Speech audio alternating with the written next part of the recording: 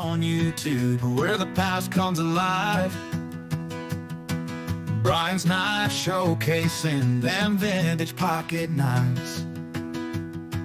Every blade tells a story, rusty but grand, reminding me of the knives once held in my dad's hand.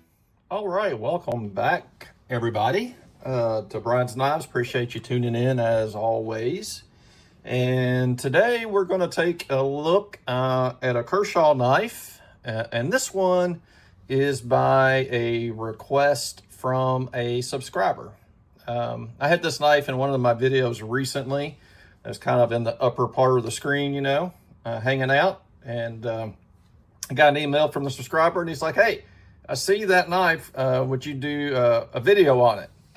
And I have sworn that I had done a video on this guy previously, but I wasn't able to find it quickly. So either I named it very poorly or I just haven't done one. So what we're going to do is we're just going to do a video and take a closer look at this guy. So here's the knife that we're talking about. And this is a Kershaw Leek. You're probably familiar with those if you've been around knives very much. This one's a little bit different in the fact that it's a caninion design, and it's got the carbon fiber handle material, which is actually pretty cool. I think it's one of the most expensive leeks that I believe that you can get. These run over around $100 or so. It is an assisted opening knife. It's fast, locks right into place there. You see Kershaw on the blade. I believe that is a stone washed blade. It's made of the CPM 154 steel. And they call this a drop point. It reminds you also of a Warncliffe a bit, but it's got a heck of a point on it, so it comes in handy for all kinds of things, especially if it involves poking something. You've got the right blade for it. You can see the blade steel listed right there on the side of the blade. I appreciate that a bunch. I don't mind an assisted knife.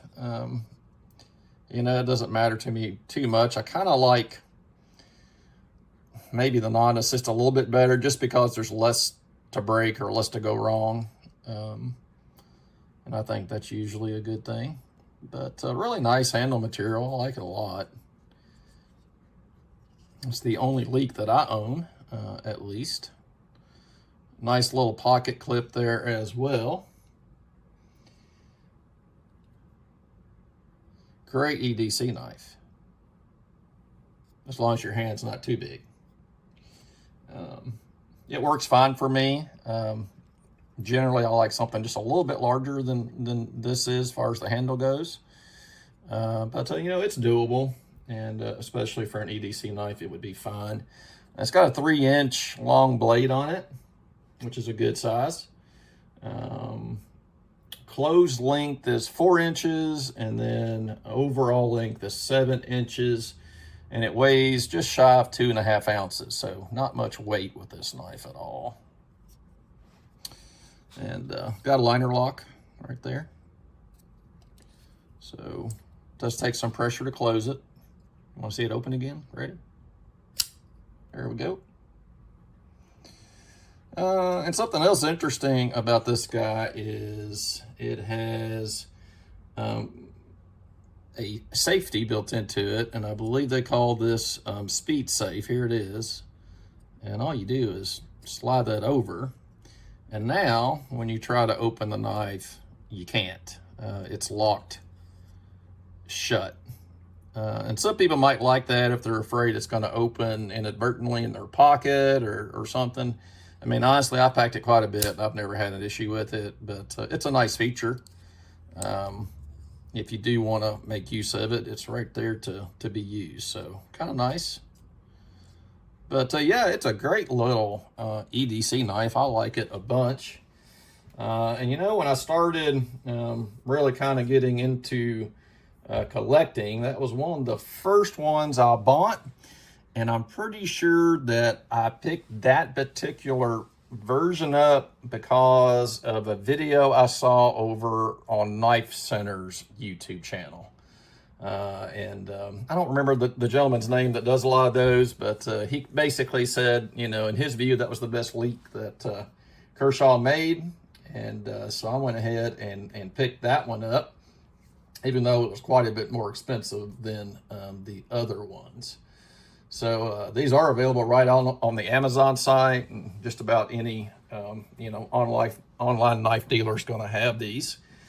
Anyway, I thought I'd show that to you today, especially since I got a request from a viewer, and let you take a look at that. Otherwise, you know, I don't know a whole lot. Pretty warm again in Kentucky today, but it's going to cool back off again starting tomorrow, so that'll be good. Hopefully the weekend will be nice, and be able to spend some time outside with any luck at all. All right, guys. Well, today is 9/11, so I hope you've reflected on that today.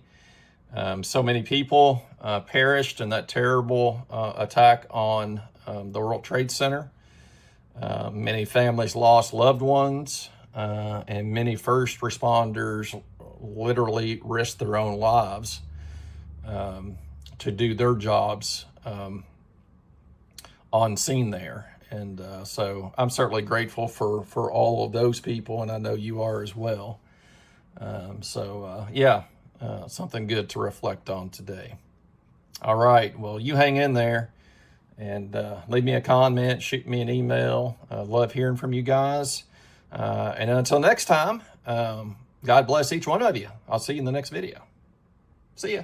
Bye. As the video ends and the screen fades to black, I feel warm from the memories it brings back. Dad's legacy lives on in each collector's find. In those vintage blades, I feel him pull.